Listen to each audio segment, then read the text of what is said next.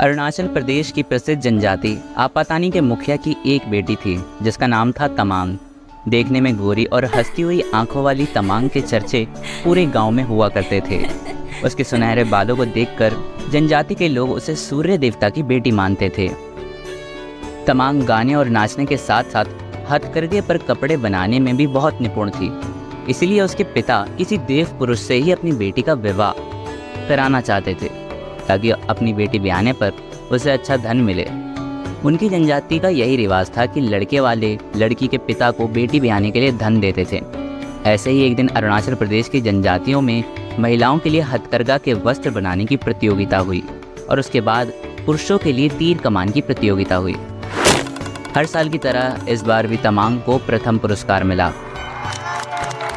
इस साल तो तमांग ने कमाल ही कर दिया था।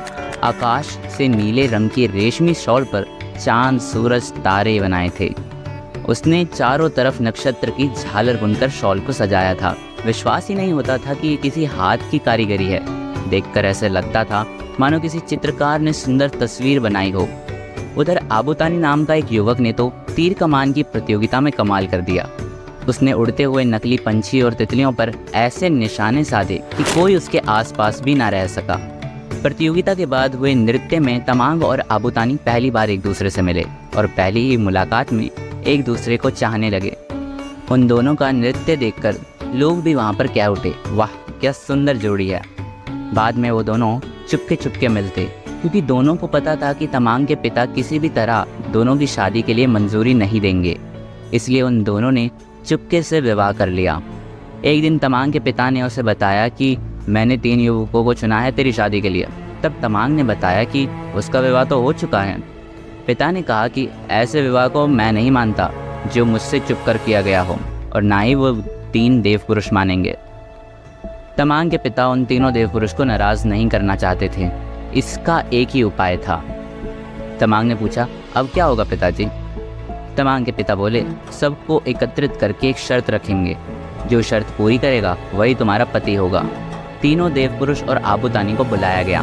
पहली शर्त यह है कि चारों को जमीन पर इस तरह से नाचना या कूदना पड़ेगा कि जमीन से संगीत की आवाज आए। शर्त सुनकर आबूतानी और तमांग दोनों ही परेशान हो गए, पर आबूतानी की बहन ने सब उपाय सोच रखा था।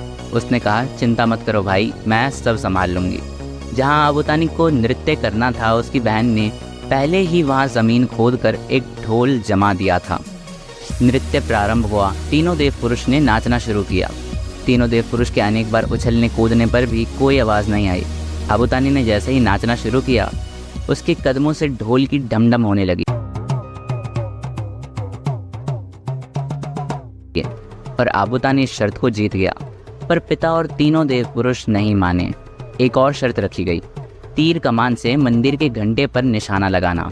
ऐसे तीर चलाना कि बाण से वो घंटी बच जाए और तीर भी उसी के साथ चिपका रहे। इस बार भी आबूतानी की बहन ने उपाय बताया। उसने आबूतानी के तीरों की नोक पर मधुमक्खी के छत्ते से निकाला गया शहद लगा दिया, जिससे तीर की नोक चिपचिपी हो गई। पहले देवपुरुष ने निशाना साधा। उसका तीर घंटे पर जाने से पहले ही गिर गया। दूसरे देवपुरुष ने भी तीर कसा, पर निशाना चूक गया। वह मंदिर के घंटे के पास से होकर गुजर गया। तीसरे देवपुरुष ने तीर घंटे पर सही मारा। टन की आवाज भी हुई, पर तीर नीचे आ गिरा। आखिरकार आबूतानी की बारी आई। उसने तीर चलाया। वह सीधा घंटे के बीच में जाकर लगा और वहीं पर चिपका भी रहा क्योंकि उसकी नोक पर चिपचिपा शहद जो लगा था। ये शर्त भी आबूतानी ने जीत ली। तमांग के पिता और तीनों देव पुरुष बोले, अब आखिरी शर्त होगी। अगर वह आबूतानी जीता तो वह तुम्हारा पति होगा। तमांग क्रोधित होकर बोली, ये तो बेईमानी है। हर बार आबूतानी के जीतने पर एक और शर्त, आप मुझे और आबूतानी को जुदा करना चाहते हो। गांव के बाकी लोगों ने तमांग का साथ दिया। लोगों का गुस्सा देखकर तमांग के पिता और देव पुरुष बोले, अब वाकई में ये आखिरी शर्त होगी। जो मिट्टी के कुल्हड़ को सबसे दूर फेंकेगा वही तमांग का पति होगा। तमांग ने इस बार अपनी बुद्धि से काम लिया।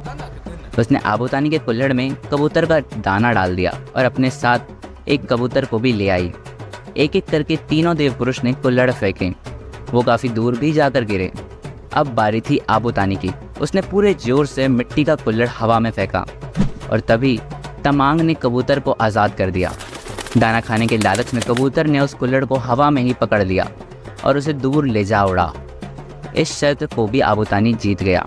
लोगों ने आबूतानी की जय जयकार की और अपनी हार मानकर तमांग के पिता ने ऐलान किया, कल सुबह इसी जगह तमांग का विवाह होगा, आप सभी आमंत्रित हैं। सुबह दुल्हन के वेश में तमांग जब मैदान में पहुंची तब हैरान हो गई। आबूतानी के रूप में वहां 4 लोग खड़े थे, ये भी उसके पिता की ही चाल थी। तमांग के पिता ने कहा, पहचानो कौन है तुम्हारा पति और उसे माला पहना के वर लो। तमांग ने थोड़ी देर अपनी आंखें मींची, फिर बोली, मैं सबसे पहले हाथ मिलाऊंगी, फिर ही किसी के गले में माला डालूंगी।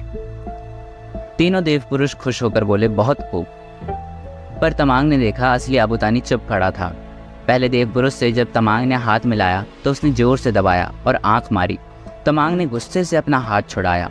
उसने दूसरे देव पुरुष के पास पहुंचकर तमांग ने हाथ मिलाने के लिए हाथ आगे बढ़ाया तो वो दूसरा देव पुरुष इतना पगला गया कि बाहें पसार कर तमांग को गले लगाने के लिए आगे बढ़ गया। तमांग तभी पीछे खिसक कर निकल गई। तीसरे देव पुरुष ने उतावला होकर अपना हाथ आगे बढ़ाया और तमांग का हाथ पकड़कर जोर जोर से हिलाने लगा। बड़ी मुश्किल से तमांग ने अपना हाथ छुड़ाया। अब वह चौथे यानी असली आबूतानी के पास पहुंची। उसने आबूतानी से हाथ मिलाया। उसके जाने पहचाने हाथ और उसकी आंखों से छलकते प्यार से वह निश्चित हो गई। उसे पूरा विश्वास हो गया कि ये पुरुष आबूतानी ही है और उसने आबूतानी को वरमाला पहनाई।